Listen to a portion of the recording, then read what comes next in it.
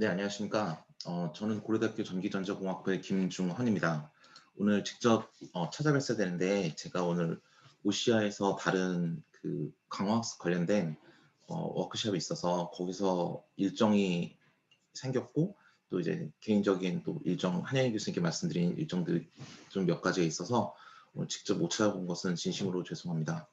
다음에 그 다른 뭐 오시아라든지 ITF라든지 여러 가지 행사에서 꼭 찾아뵙고 다시 말씀을 드리도록 하겠습니다. 오늘 제가 참여해주신 모든 분께 말씀드릴 내용은 멀티 에이전트 기반의 심층 강화학습 알고리즘에 대해서 먼저 간단히 어떻게 연구가 진행되고 있는지 말씀을 드리고, 그걸 기반으로 해서 현재 제가 아주대학교와 함께하고 있는 연구 결과가 일부 있습니다. 그래서 그 연구 결과에 대해서 잠시 설명을 드리도록 하겠습니다. 보시는 바와 같이 저희는 일단 가장 먼저 이제 심층 강화학습이 무엇인지에 대해서 이제 컨셉에 대해서 알아보도록 하겠고요.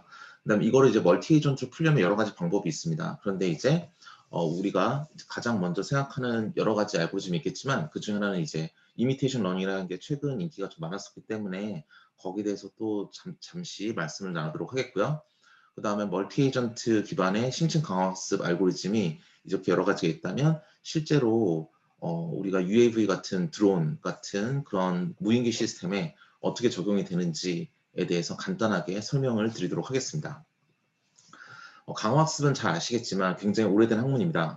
사실 강화학습이라는 건 마빈 미스키 교수님의 박사학위 논문인 1954년에 쓰여진 박사학위 논문인 스토캐스틱 뉴럴 애널로그 리인포스먼트 컴퓨터라는 이 제목에서 일단 유래가 된 것으로 알고 있고요. 그다음에 이거 동물의 학습 과정과 심리학에서 많이 따왔고요.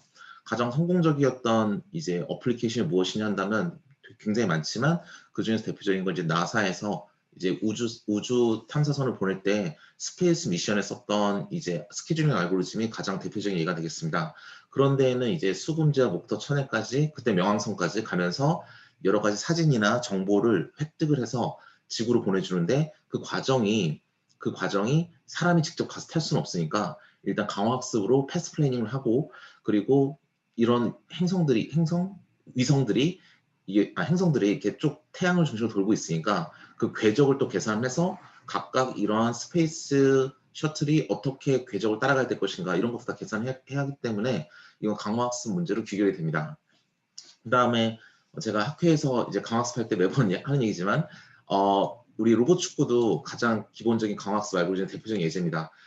제가 99학번인데요. 제가 98학번 1년 전 선배들이 로봇 축구를 굉장히 많이 했습니다. 그래서 저도 대학교 1학년 때 생각을 해보면 동아리 선배나 이런 분들이 로봇 축구 같은 걸 해서 실제로 경기하는 거 보여주고 이랬던 기억이 납니다. 그래서 그런 것들은 대부분 동적계획법을 기반으로 움직이지만 동적계획법이라는 게 뒤에 가서 제가 말씀을 드리겠지만 일반적으로 강화학습에 많이 연관이 되어 있는 알고리즘이 되겠습니다. 그럼 강화학습은 언제 쓰이는가가 이제 우리의 질문이 되겠는데요. 강화학습이라는 건 뭐 좋다 그래서 다 쓸 수 있는 건 아니고 우리가 액션이 한 번 해서 끝나는 게 아니라 액션의 시퀀스가 있으면 강화학습을 씁니다.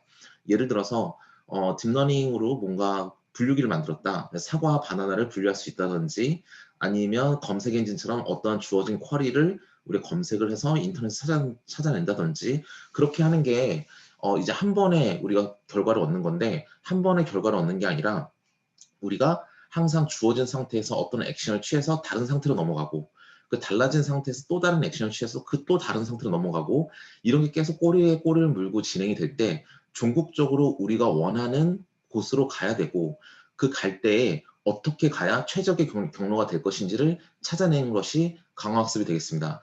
즉, 딱 한 번으로 결과가 나오는 게 아니라 여러 번 꼬리에 꼬리를 물고 나오는 결과가 되겠죠. 그래서 강화학습은 언제 쓰이냐면 우리는 옵티멀한 액션이라 액션의 시퀀스를 찾을 때 강화학습을 많이 쓴다고 하고 있고, 그다음 리워드가 맥시마이제이션 되는 방향으로 그냥 찾는 게 아니라 내가 얻을 보상이 최고가 되는 방향으로 액션을 플래닝을 해간다라고 보시면 되겠습니다. 그래서 강화학습은 대부분 점화식으로 많이 귀결이 되고요. 왜냐하면 꼬리에 꼬리를 물고 동일한 액션이 계속 취해지기 때문에 그렇습니다. 저한테 주어진 상태 정보만 바뀌었을 뿐이지 액션을 취해서 나에게 보상이 제일 큰데 움직인다는 그 개념은 함수로 만들어서 계속 반복적으로 사용이 되니까 이것은 점화식으로 귀결이 됩니다. 그래서 우리는 그 점화식에서 쓰는 액션과 그 액션에 따른 보상이 어떻게 될지만 정해주면 굉장히 주어진 매스메티컬 프레임워크 안에서 계속 진행이 된다고 보시면 되겠습니다. 네, 다음 페이지로.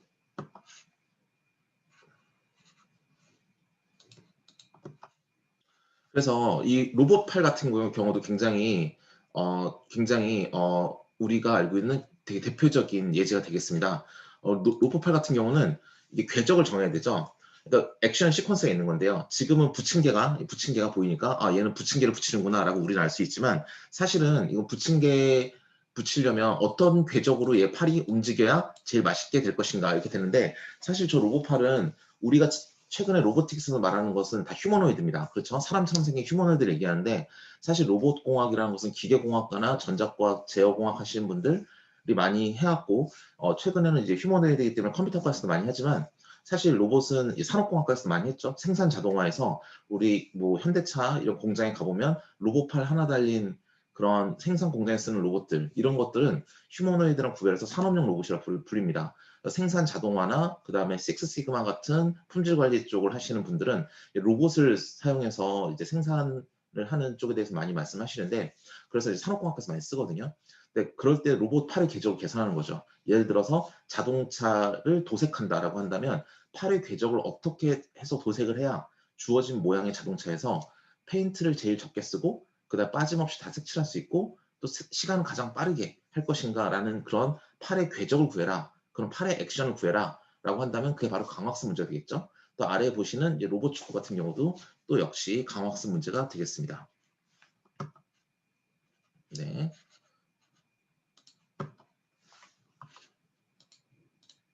그런데 이런 강화학습 문제는 자, 어떤 상태가 있을 때 그 액션을 취해서 다른 상태로 넘어가고 또 어떤 상태가 있을 때 다른 액션을 취해서 또 다른 상태로 넘어가고 주어진 상태에서 또 액션을 취해서 다른 상태로 넘어가고 이런다고 말씀드렸는데 여기에 대해서 제일 대표적인 예제가 뭐냐면 알파고입니다. 알파고 같은 경우는 바둑을 두지 않습니까? 그럼 주어진 바둑의 스테이트가 주어졌으면 거기서 바둑돌을 하나 두는 액션을 취하고 액션을 취하면 판세가 좀 변하겠죠. 뭐 바둑 두는 사람이 굉장히 잘 뒀으면 저한테 유리하게 그 사람한테 유리하게 판세가 바뀔 것이고 상대방이 또 한 수를 뒀으면 또 바뀔 것이고 제가 또 한 수를 두면 또 바뀔 것이고 즉 상태가 계속 바뀌는 상황에서 제가 액션을 취하면 그러면 내가 유리한 방향으로 계속 상태가 가도록 만드는 게 일단 기본적인 구조가 되겠습니다. 그래서 이런 게임 알고리즘은 대부분 다 강화학습 쓴다고 보시면 되겠습니다. 오늘 내일 오시아에서 저와 제 연구실에서 있는 학생들이 발표할 내용이 이것과 굉장히 관련이 많습니다. 왜냐하면 스타크래프트 AI를 이제 강화학습을 사용해서 만들었던 거를 내일 오후쯤인가 발표한 걸로 알고 있는데요. 그 부분도 대부분 이제 G2A 넷이라고 해서 그래프 기반 뉴럴넷을 사용하는 강화학습을 썼다라고 말을 하고 있습니다. 네, 그러면 이제 그럼 뉴럴넷이랑 강화학습이랑 무슨 관계가 있느냐 이제 그걸 알아보려고 하는데요. 강화학습은 지금까지 말씀드린 것처럼 어떤 스테이트 정보가 있을 때 액션을 취해서 또 다른 스테이트 넘어가고 그게 계속 반복됐을 때 종국적으로 나에게 얻는 보상이 제일 큰 액션의 시퀀스는 과연 무엇입니까?를 정하는 게 강화학습이라면 지금 딥러닝에 대해서 말씀을 드리려고 하는데 딥러닝은 나중에 강화학습랑 섞입니다. 왜 섞이는지를 말씀드리려고 하는데요. 딥러닝은 이렇게 3단계로 구성이 됩니다. 왼쪽에 보시다시피 일단 오른쪽에서 보는 것처럼 이제 뉴럴 네트워크 모델을 먼저 만들어야 됩니다. 우리가 푸는 문제가 굉장히 복잡한 문제라면 저 노란색 동그라미로 보이는 모델이 좀 더 커야겠죠. 레이어도 세로로 더 많아야 되겠고 레이어마다 지금 7개씩 동그라미가 노란색 동그라미가 있는데 총 4개 레이어에 대해서 그 개수도 늘어나야 될 겁니다. 어떤 문제를 푸느냐에 따라서 이렇게 모델이 바뀌게 되겠고요. 이미지를 쓴다? 뭐 CNN 많이 고려할 거고 그다음 겐 같은 구조를 고려할 수도 있고 뭐 여러분께서 직접 레이어를 만드셔도 됩니다. 이렇게 껍데기를 다 만들어 놓으면 우리는 이걸 가지고 뭘 하냐면 학습을 시킵니다. 학습을 시키면 두 번째 보인 것처럼 이 껍데기 만들어 놓은 거에서 그러면 어떻게 하느냐 요걸 만들어 놨으면 이렇게 데이터를 엄청나게 많이 넣으면서 학습을 시킵니다. 데이터는 무조건 많이 필요합니다. 왜냐하면 제가 학부 때 배웠던 인공지능은 2001년인가 2년에 들었는데 그때 인공지능은 룰 베이스드 AI라고 해서 진짜 말 그대로 인공적인 지능 즉 사람이 논리적으로 사고하고 연산하는 거를 이제 수학적으로 표현하거나 논리학적으로 표현합니다. 그래서 철학과 4학년 과목 중에 기후 논리학이라는 과목이 있었던 걸로 기억하는데 그 내용이랑 전산 논리라고 해서 저 대학교 3학년 때 배웠던 과목과 굉장히 유사합니다. 유사한데 그게 다 인공지능의 카테고리에 잡히는 이유가 정말 사람이 인간처럼 추론한 기술을 만들어주자라는 거였고 그때 인공지능 가르치셨던 교수님께서 수업 시간에 맨날 하던 건 이제 펑셔널 랭귀지라 해서 리스프 같은 걸 사용해서 리스프 같은 펑셔널 랭귀지를 사용하면 결과가 항상 true, false 같이 이렇게 논리 연산으로 나옵니다.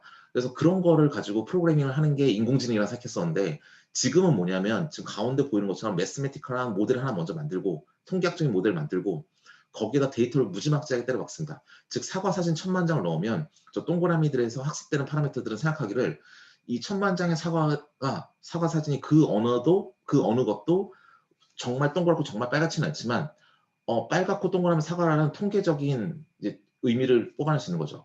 근데 만약에 데이터 적다라고 한다면 하나밖에 없었는데 그 사과 사진이 공교롭게도 청사과다 그러면 저 모델은 아 사과는 녹색인가 보다 라고 생각할 겁니다. 즉 지금의 AI는 모델을 먼저 만들고 데이터를 많이 넣어서 거기서 표준화된 정규화된 모델을 추론하는 게 포인트가 되겠습니다. 그래서 고전적인 AI는 룰 베이스드 AI, 규칙 기반 AI 이렇게 부르고요. 현대의 AI는 일단 데이터 기반으로 추론을 역으로 하기 때문에 데이터 기반 AI 이렇게 많이 부릅니다. 그래서 데이터 사이언스 같은 얘기도 많이 언급되는 이유가 그것 때문에 그렇고요. 데이터의 구조가 지금처럼 리니어하게 벡터로 들어오는 게 아니라 넌리니어하게 그래프 모델로 들어오면 쓰는 모델이 또 이제 그래프 뉴럴넷이 되겠고요. 여러 가지의 뉴럴넷이 나오게 되겠습니다. 그래서 지금은 데이터 기반 AI이기 때문에 이렇게 모델을 만드는 것이고요. 그러면 기존의 룰 베이스드 AI는 그럼 이제 필요가 없느냐? 그건 아닙니다. 룰 베이스드 AI의 장점과 데이터 기반 AI의 장점을 뽑아서 요즘은 하이브리드 AI라는 개념이 작년부터 그리고 올해 초에 논문이 나오기 시작해서 그런 것에 대한 구체적인 어플리케이션도 요새 많이 논의되고 있습니다. 그래서 이렇게 데이터를 많이 넣어서 우리가 어떤 모델을 우리가 추론을 했다면 노란색의 값이 다 추론이 됐다면 그러면 이제 이 모델을 갖다 놓고 마지막 단계 즉 인퍼런스 한다 추론한다고 말을 하죠. 한국말로는 이제 추론한다고 많이 표현을 하는데 추론 단계에서는 여기다 이제 그 모델을 딱 달아 놓으면 요거 값은 이미 다 우리가 가지고 있으니 2단계 학습이 다 됐으니 CCTV에서 들어오는 이미지를 받아들여서 여기다 집어넣으면 이 수학적인 연산을 통해서 나오는 결과를 보고 얘는 사과할 확률이 몇 프로다 50% 넘으니까 그냥 사과라고 판단하겠다 그래서 사과를 디텍션할 수 있는 그런 AI를 만들 수 있는 겁니다. 근데 이런 얘기를 왜 하느냐 하면 이 인공신경망이 가지는 특징에 대해서 우리가 알아야 되기 때문에 그렇습니다. 이거는 제가 수학과에서 수치해석을 배울 때 배웠던 건데요. 제가 부전공인 수학이었는데 그때 수치해석을 배웠었습니다. 수치해석을 제가 석사 때도 들었고 박사 때도 들었었는데 이 왼쪽에 보는 게 인터폴레이션입니다. 우리가 학부 때에는 보관법이라는 이름으로 배우는 거고요. 오른쪽은 우리가 머신러닝 배울 때 맨 처음에 배우는 선형 회귀 분석인데 자, 이 두 개를 보시면 왼쪽과 오른쪽의 차이는 딱 보이시죠? 점이 세 개가 있으면 오른쪽은 그 대표성을 가지는 직선을 구해라. 그래서 리니어 리그레션이 되겠고요. 왼쪽은 뭐냐면 점이 선은 직선일 필요는 없으니까 모든 샘플을 다 거치는 선을 구해라라고 한다면 그건 인터폴레이션이 되겠습니다. 그러면 제가 학부, 석사, 박사 때 수치해석을 배울 때 인터폴레이션은 무수히 많은 방법이 있겠지만 딱 하나만 배웠습니다. 인터폴레이션이 막 그렇게 그때는 중요하지 않아서 기본적인 것만 배웠는데 그게 바로 다항식으로 인터폴레이션 하는 겁니다. 폴리노미알로 인터폴레이션 하는 건데요. 어떻게 하는 거냐면 다음과 같습니다. 아주 쉽죠? 뭐냐면 어차피 샘플이 3개가 있으면 저건 2차 이 3개의 점을 모두 지나는 2차 방정식은 무조건 존재한다. 라고 해서 2차 방정식을 먼저 만듭니다. 오른쪽에 보시는 것처럼 2차 방정식을 먼저 만들면 여기 보이는 파란색들은 변수예요. 이 개수를 잘 찾아줘야 저렇게 3개의 점을 다 통과하는 멋있는 2차 방정식을 찾을 수 있을 겁니다. 그럼 저 개수를 어떻게 찾느냐? 뻔하죠? 여기 1,10, 2,15, 3,40이라는 이 4개의, 이 3개의 점을 좌표를 여기다가 1,10, 2,15, 3,40을 넣으면 방정식이 3개가 나옵니다. 변수는 저 파란색들. 그러면 3개의 식이 있고 3개의 변수가 있으니까 연립방정식 풀면 뭐 구할 수 있다. 이게 바로 우리가 굉장히 고등학교 정도의 중학교 고등학교 정도의 수학 실력만 있으면 쉽게 생각할 수 있는 보관법이 되겠습니다. 근데 갑자기 이 얘기를 왜 하냐면 이게 바로 뉴럴 네트워크와 관련이 굉장히 많기 때문에 그렇습니다. 다음 장에서 보시면 우리가 인풋 벡터가 들어오는데요. 거기에 처음에 히든 레이어를 통과하면 인풋 벡터를 제가 보이기 쉽게 빨간색으로 똑같이 했고 아웃풋을 녹색으로 똑같이 했는데 인풋 벡터가 들어왔으면 얘가 첫 번째 히든 레이어 웨이트 값과 매트릭스 멀티플리케이션 하고 바이어스를 더한 다음에 액티베이션 함수를 씌워주고요. 이게 바로 첫 번째 히든 레이어 결과고 거기에다가 두 번째 히든 레이어 웨이트를 매트릭스 멀티플리케이션 하고 바이어스를 더한 다음에 또 액티베이션을 씌우고요. 거기에 마지막 아웃풋 레이어의 웨이트 값을 곱하고 바이어스를 더한 다음에 액티베이션을 씌우면 아웃풋 레이어가 나옵니다. 즉 오른쪽 상단에 보시는 저 뉴럴넷을 수학적으로 포뮬레이션 하면 아래처럼 될 것이고 지금 이전 슬라이드와 동일하게 파란색으로 표현하는 게 전부 다 우리는 우리가 찾아야 될 변수라고 보시면 되겠습니다. 저거를 우리가 뉴럴넷은 트레이닝을 시켜서 우리가 그런 뉴럴넷의 파라미터를 뽑아낸다라고 말을 하죠. 그런 다음에 우리가 지금까지 한 것처럼 여기다가 사과 사진 1000장을 넣으면서 얘는 사과라고 말을 해주면 사과 사진 1000장에 근거하여 이 트레이닝 시키면 이 파란색 값들이 쫙 세팅이 될 것이고, 그럼 나중에 새로운 샘플이 들어왔을 때 이게 사과인지 아닌지 알아맞힐 수 있는 그런 AI가 될 겁니다.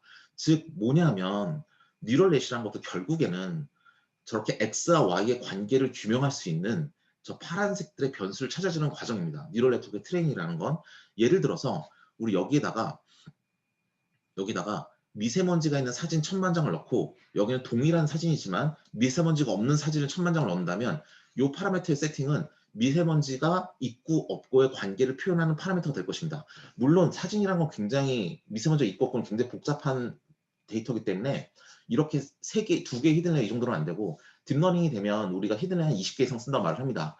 그러면 저기 넌리니어 펑션까지 붙여가면서 이거 다항식 보관법도 아니고 넌리니어 함수 중간에 들어간 굉장히 복잡한 형태의 표현이 가능한 보관식을 위한 식일 것이고, 히든레이어가 20개 정도 되는 딥러닝이 돼버리면 그게 정말 복잡한 것까지 다 표현할 수 있기 때문에, 그리고 변수가 정말 많아졌기 때문에 데이터만 충분히 제공이 된다면 그 둘 간의 관계가 아무리 복잡하더라도 우리는 관계를 보여줄 수가 있다는 게 바로 저 뉴럴 네트워크 딥러닝의 포인트가 되겠습니다. 그래서 수학과나 통계학과에서 나오는 딥러닝 교재를 보면 항상 이런 말이 1장에 나옵니다. Functional Approximation이다. 우리는 함수를 찾아내야 됩니다. 함수를 근사화해서 찾아야 되는데 X와 Y의 관계가 아무리 복잡하더라도 그들 간의 관계를 저렇게 식으로 표현할 수 있어야 되고, 그 식에서 있는 개수를 찾아주는 게 바로 우리가 해야 될 과정이다라는 겁니다. 근데 이거 갑자기 왜 설명하느냐? 강화학습이랑 관련이 있습니다. 예를 들어서 이렇게 된 겁니다. 여기다가 지우고 해볼까요?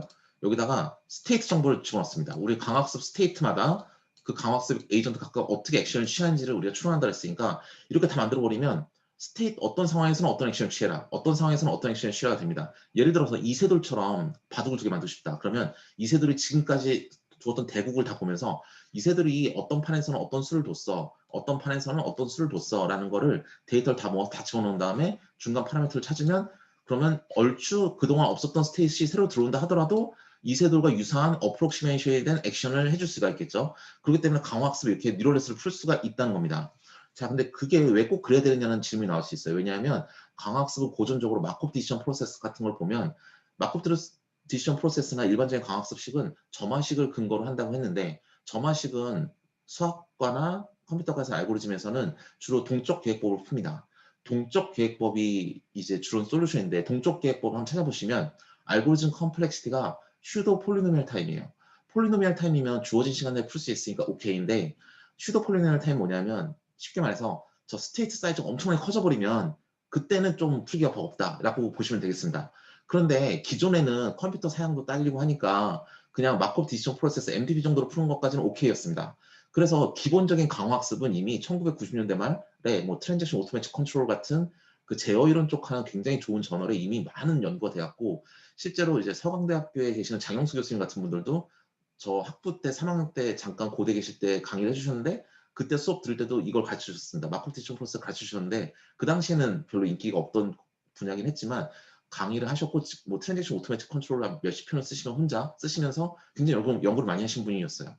근데 그분이 이제 메릴랜드 포닥 하실 때에는 그분이 만들었던 샘플링 알고리즘이 그 알파고에 있는 몬테카를로 트리서치에 들어가서 그게 또 기사로 나오기도 했었고 굉장히 유명하신 분인데, 근데 이미 그렇게 연구가 다 됐는데 왜 뒷북이냐 하면 심층 강화학습을 뉴럴넷으로 풀어야 된다. 왜냐하면 스테이트가 너무 커지면 동적계획법에서는 뭐 답이 없기 때문에 점화식을 근거로 해서 슈도 폴리노미얼 타임으로 가기 때문에 너무 컴플렉스가 심하다. 그래서 그냥 뉴럴넷으로 펑셔널 어프로크시메이션 시킨 다음에 스테이트가 들어왔을 때 바로바로 액션을 추론할 수 있게 만들어주자가 바로 최근에 알파고 이후로 나오는 최근 5년, 알파고 2010년 나왔으니까 5년에서 10년 사이 있었던 강화학습의 새로운 연구 방향이 되겠습니다. 그래서 이때부터는 그냥 reinforcement learning이라고 부르지 않고 deep reinforcement learning이라고 해서 심층 강화학습이라고 부르는 것입니다. 그래서 뭐 많은 분들이 이미 다 아시겠지만 이제 DQN 같은 경우도 Q 펑션이라고 부르는 이제 그 리워드를 정의하는 함수를 어프록시메이션 한다. 즉 펑셔널 어프록시메이션의 개념을 써서 어떤 스테이시 들어왔을 때 어떤 액션을 취한다를 뉴럴넷을 학습시켜서 나중에 새로운 스테이시 오더라도 새로운 액션을 추론할 수 있게 만들어준다라고 보시면 되겠습니다. 이게 가장 기본이 되는 내용이 되겠고요. 자, 그러면 이제 이미테이션 러닝을 넘어가 보면 이거는 그 다중 강화학습 때 어떻게 되느냐 하면 에이전트가 자기가 리워드가 맥시마이즈 되는 방향으로 움직입니다. 그러면 예를 들어 축구를 한다 치면 축구의 모든 에이전트, 11명의 에이전트가 자기 리워드의 맥시마이제이션 무엇이 될 것인가를 고민해야 되는데 대부분이 다 뭐냐 하면 그냥 공 한 번 발로 차면 리워드가 증가하겠죠. 축구니까. 공도 안 찬다 어떻게 리워드 증가합니까?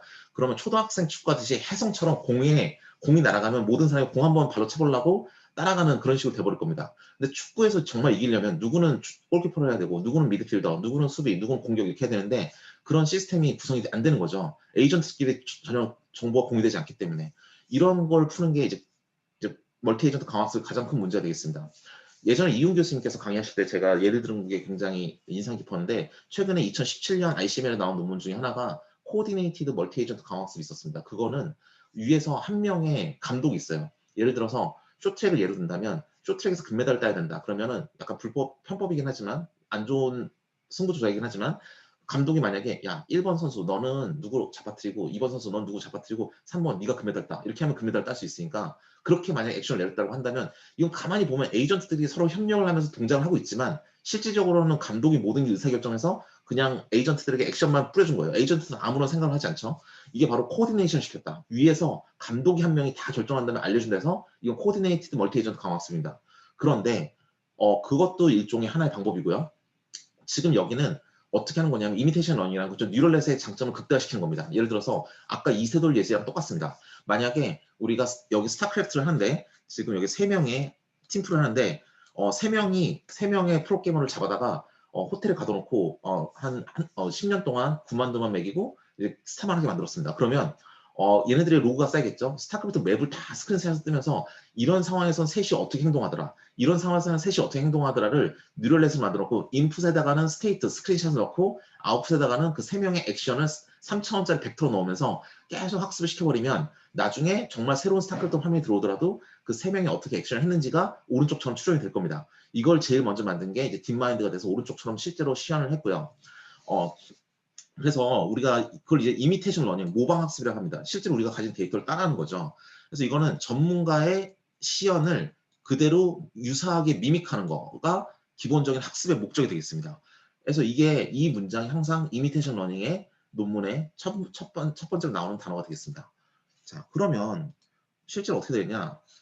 맞습니다. 스타크래프트 2 같은 경우도 저도 이번 올해 에틸 과제로 스타크래프트 2 AI 만드는 거 했었는데요. 내일 저녁에 오시아 그 강의를 보시면 저희 실제 과제를 했던 학생이 이제 차근차근 설명을 할 겁니다. 자, 이거 보면 스타크래프트 2 AI는 어떻게 만들었냐 하면 일단 그 스크린을 뜹니다. 화면을 다 캡처해서 뜬 다음에 그때그때마다 그 여러 명의 다수의 그 프로게이머가 어떻게 부대 지정을 해서 어떻게 그 유닛들을 움직였는지를 액션으로 다 가져옵니다.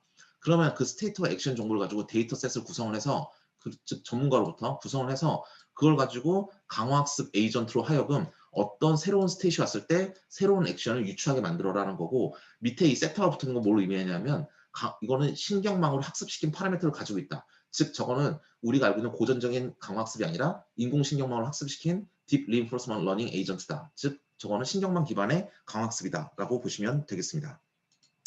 유사한 논리로 이렇게 다 유사한 논리로 진행이 되는데요.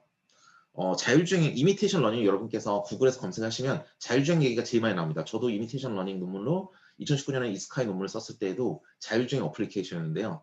자율주행의 장점은 뭐냐면 액션의 셋이 굉장히 심플하다는 겁니다. 이제 운전자가 운전을 한다는 건 핸들을 움직이는 것과 브레이크를 밟는 것과 이런 정도의 액션이기 때문에 액션을 디파인하기가 굉장히 쉽습니다. 액션이 너무 복잡하지 않죠. 그리고 실제적으로 이제 이렇게 말은 하지만 그 스티어링 휠과 브레이크라는 게 액션으로 잡히긴 하지만 실제로는 이걸 직접적으로 컨트롤하는 이제 건 아니고요. 저희 연구실에서 썼던 논문도 이걸 직접적으로 컨트롤하지 않고 ADAS 시스템이라 해서 자동차를 운행하는 안전 시스템이 있습니다. 그 시스템을 제어하는 쪽으로 요즘은 많이 논문이 나오고 있습니다. 그리고 그럼 어떤 상태 정보를 받아들이냐? 자, 제가 김중원이라는 사람이 있으면 제 자동차를 타고 제 깡통 그랜저를 타고 이제 가는데 아무 옵션 없는 가는데 제 자동차가 앞에 라이다 센서가 있고 그 다음에 밀리미터 센서가 있고 그 앞에 전방 카메라에서 이미지를 받아들이고 이게 다 정보가 되겠죠. 센싱 정보가 되겠죠. 자, 이러한 센싱 정보가 있을 때 김중원이라는 애는 어떻게 운전을 했는지에 대한 걸 다 데이터를 모아놓고 있으면 제가 차를 산 지 한 4년 됐으니까 4년 동안 데이터를 다 모았으면 이걸 학습시키면 자, 지금 전방에 이런 화면이 들어오고 센싱 정보가 이렇다면 라이다, 밀리미터를 써서 센싱 정보가 이렇다면 김중원이라면 어떻게 액션을 했는지를 어프록시메이션 할 수 있으니까 그런 식으로 해주는 게 기본 포인트가 되겠습니다. 근데 지금까지 보시면 근데 이 차가 만약에 렌트카면 어떻게 될까요? 렌트카면 많은 사람이 탈 거예요. 그러면 주어진 스테이트 정보가 들어오더라도 사람들의 액션이 다 다를 거예요. 김중원처럼 운전하지 않을 거니까. 그렇기 때문에 사람의 액션이 다 다르다면 정규분포로 수렴할 거고 통계학적으로. 그러면 그냥 정규분포에서 랜덤으로 그냥 액션을 샘플링하는 게 훨씬 더 나을 수도 있습니다. 왜 복잡하게 뉴럴넷을 트레이닝을 하겠습니까? 즉 뭐냐면 이미테이션 러닝의 포인트는 뭐냐면 익스퍼트의 데몬스트레이션. 이게 포인트가 되겠습니다. 즉 학교 앞에 있는 PC방 그러면 고려대학교 학생들 다 한 번씩 써봤겠죠. 그 PC는 그 액션은 대부분 다 정규표로 수렴한 액션일 거고 렌트카 같은 경우도 모든 사람 다 타는 차기 때문에 정규표로 액션이 다 표준 정규표로 수렴할 거고 이러면 이미테이션 러닝할 목적이 없습니다. 그냥 정규표 써서 랜덤 샘플링 하게 나는 거죠. 근데 지금은 그 누군가의 전문가의 익스퍼트를 데몬스트레이션 한다는 게 포인트입니다. 그래서 지금 저희 연구실에서 하고 있는 이제 연구인데요. 이제 프로포폴 인퓨전 연구입니다. 이거는 서울대학교 의과대학에 있는 이영철 교수님이라는 분께서 인증을 받은 데이터를 기반으로 해서 이제 서울대학교 병원에서 해화동 병원에서 누군가 수술을 할 때 항상 마취를 하는데 마취약 투약을 이제 의사가 직접 합니다. 근데 이 투약을 할 때 마취약이 이제 프로포폴과 레미펜탄이라는 두 가지 마취약을 투약을 하는데요. 그 투약 정보를 6,000명의 사람에 대한 데이터를 4년 동안 모은 데이터를 가지고 이제 연구를 하는데 그래서 의사가 직접 그 BIS랑 BP는 뭘 의미하냐면 얘는 BIS는 심박수, BP는 블러드 프레셔, 혈압을 의미합니다. 이걸 보고 우리가 프로포폴이랑 레미펜타닐을 얼마만큼 우리가 투입을 해야 될 것인가에 대한 연구고 현재 트랜잭션 바이오메디컬 엔지니어링에 지금 서밋하고 기다리고 있습니다. 이거 역시 의사들이 실제로 투약한 기록을 가지고 하는데요. 이 문제가 어려운 게 있습니다. 이 문제는 지금까지는 강학습은 스테이트 액션처럼 바로바로 변하죠. 브레이크를 밟으면 바로바로 변하고 이렇듯이 다 바로바로 변하는 스테이트와 액션, 즉 딜레이가 없는데 사람의 몸에 프로포폴을 인퓨전 해버리면 사람 몸마다 이렇게 확산되는 속도가 다르기 때문에 바로바로 시스템이 변하지 않습니다. 즉 사람의 몸은 딜레이드 시스템이기 때문에 저렇게 액션을 취했다 해서 스테이시, 혈압이나 블러드 프레셔가 바로바로 변하지 않기 때문에 사람마다 확산 모델이 있습니다. 그리고 PKPD 모델이라 해서 약물 독성 확산 모델이 있는데 그런 의대에서 쓰는 그 수치 모델을 갖다 놓고 그걸 베이스라인으로 깔아놓은 다음에 강화학습을 써야 되는 좀 그런 어려운 테크닉이 많이 들어오게 되겠습니다. 그래서 여기도 지금 연구 결과가 그래서 지금 사실 이것도 이제 저널에 처음에 이제 이스카이에 냈다가 한 명 리뷰어가 리젝을 줬어요. 리젝을 준 이유가 뭐냐면 기존에 있던 이미테이션 러닝과 하이라키컬 리인포스먼트 러닝을 웰 엔지니어링 했다. 즉 굉장히 좋은 도메인에 잘 정교하게 적용한 거지 너의 컨트리션 뭔데? 이렇게 나와버려가지고 한 명이 리젝을 주는 바람에 딱 떨어졌어요. 근데 그래서 트랜잭션 그러다가 이제 좀 알고리즘도 좀 개선을 하고 해서 지금 트리플 AI도 내고 또 거기에 대해서 또 다른 연구 결과로 이제 트랜잭션 바이오메디컬 엔지니어링 넣었는데 사실 이 연구를 이제 1년이 좀 넘었는데 아직 결과 안 나와서 좀 약간 좀 그렇고요. 그리고 올해 말에는 서울대학교에서 직접 이거를 실제로 이제 활용을 할 계획이 있다고 들었습니다. 그래서 이걸 대신 의료행위라는 건 사람이 해야 됩니다. 의사가 무조건 해야 되죠. 그래서 의료행위는 의사가 해야 되기 때문에 여기서 계산된 대로 바로바로 기계가 사람 몸을 주입하는 건 아니고 의사들에게 계속 가이드를 주고 근데 의사들은 그걸 보면서 실제로 여기서 주는 수치값이 환자에게 주입해야 되는 값인지 아닌지를 가지고 계속 그 결과를 평가를 할 것이고 그걸 가지고 실제 임상에 적용을 해서 나온 결과로 올해 말에는 이제 의대 쪽 저널에도 다시 한번 논문을 투고할 계획을 가지고 있습니다. 마지막으로 그럼 UAV에 대해서 얘기를 해야 되는데요. 지금 UAV가 포인트였죠. 이건 아직 퍼블리시된 내용은 아니고 지금 현재 트랜잭션스 온 비큐라 테크놀로지에서 지금 리뷰 중인 논문입니다. 이 연구는 지금 아주대학교 김재현 교수님 연구실과 같이 하고 있습니다. 현재 저희 연구실이랑 김재현 교수님 연구실은 그 한양대학교의 ITRC 5G 무인기 이동체 연구센터에서 이세부 과제를 같이 담당하고 있습니다. 지금 네트워크 기술을 담당하고 있는데요. 그래서 김정 교수님 연구실과 저희 연구실이 그 한양대 ITRC 이세부에 들어가서 같이 연구를 진행하고 있기 때문에 그 연구 결과로서 요새 같이 협업한 내용들이 많이 나오고 있습니다. 그래서 이 논문에서는 이제 보시면 알겠지만 이 논문은 차징 스케줄링을 먼저 합니다. 하늘에 드론들이 떠다닐 때 걔네들을 차징을 해줘야 되겠죠. 배터리 타임이 리밋돼 있으니까. 그런데 그 차징이 끝난 애들을 차징하는 동안에 뭐가 필요하냐면 그 차징해주는 인프라스트럭처에서의 에너지 관리가 필요합니다. 그거는 이제 멀티 에이전트 강화학습을 풀었습니다. 그래서 이거에 대해서 설명을 드리고 어떻게 어떠한 AI 구조를 썼는지까지만 말씀을 드리도록 하겠습니다. 이게 아직 출판되지 않은 리뷰 상태의 논문이라 결과나 수치 정보를 구체적으로 보여드리기보다는 어떠한 시스템 시나리오에서 어떠한 알고리즘을 적용했다는 포인트로 설명을 드리도록 하겠습니다.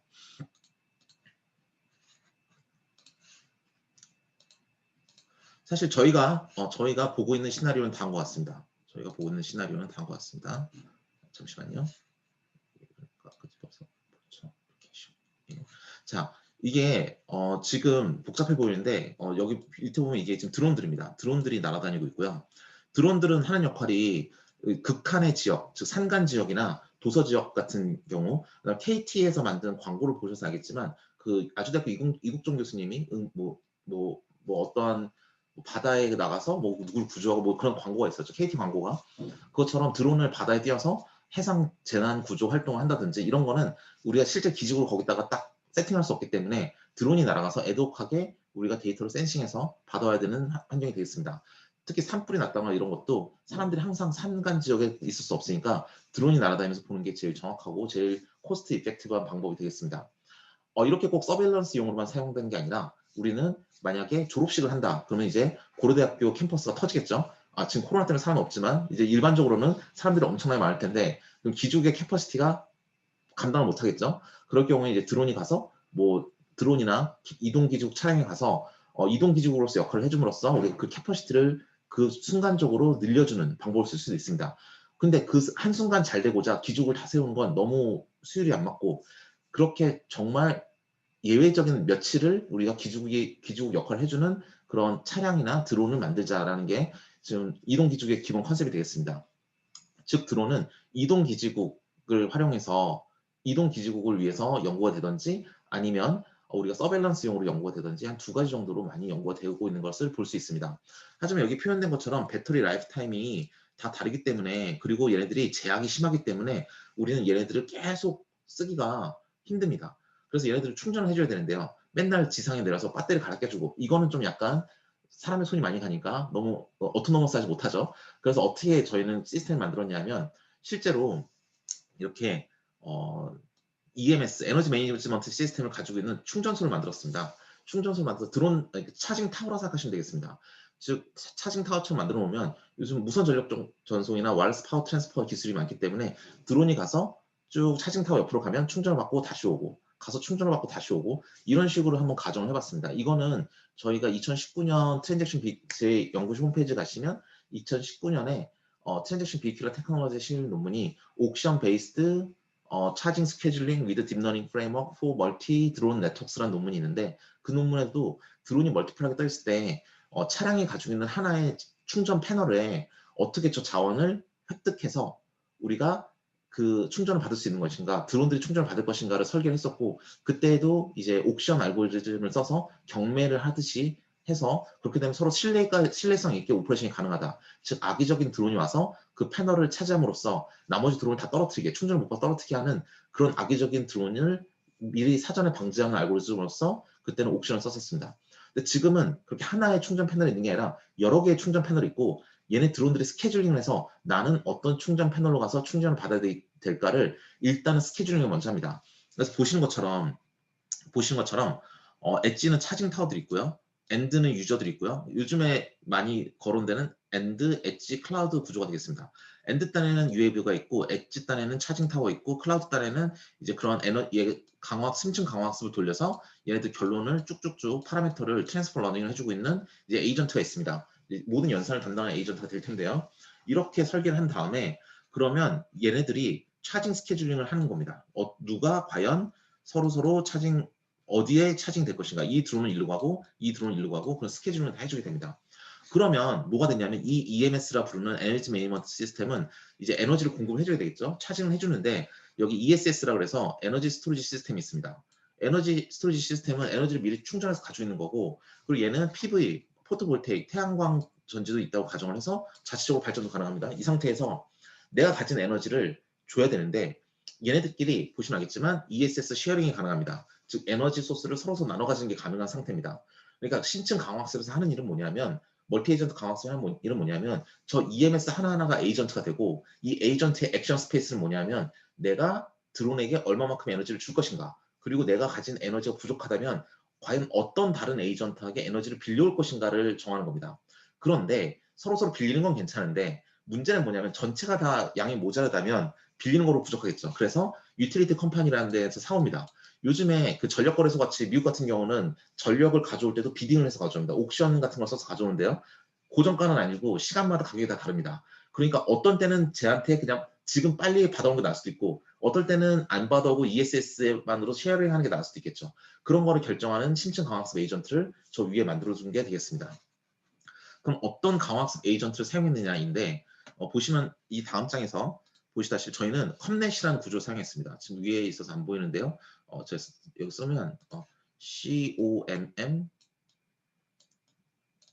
넷, 컴넷이라고 부르는 우리가 멀티 에이전트 강화학습 구조를 사용했습니다.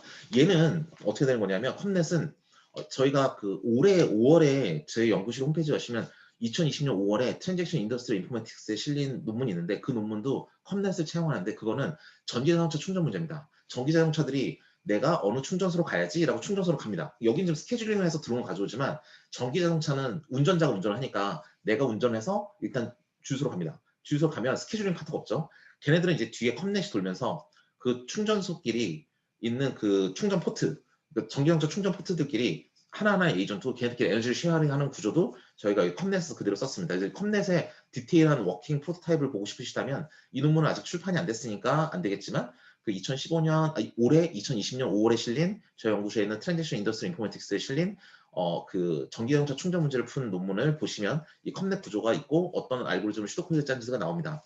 보시면 하나하나의 차징 타워들, 즉 얘네들의 에이전트들의 스테이트를 봤고요. 그렇죠. 스테이트가 하나가 아니라 여러기 때문에 멀티플한 에이전트들이 있다고 보시면 되겠고 걔네들 각각의 그 충전 타워들이 해야 될 액션을 결과로 나오게 되겠고 얘네들은 ESS를 얼마나 공유할 것인지 얼마만큼 충전해야 될 것인지 그런 내용이 되겠고요.